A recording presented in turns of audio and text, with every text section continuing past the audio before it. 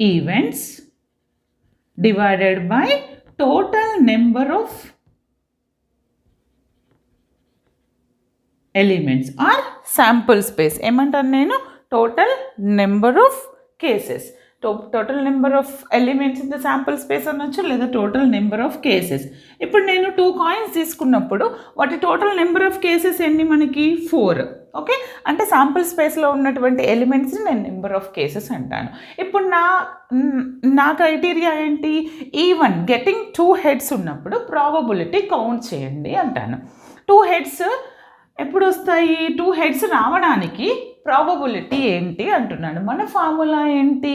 Number of favourable events divided by total number of cases, or else total number of favourable. మీరు ఇక్కడ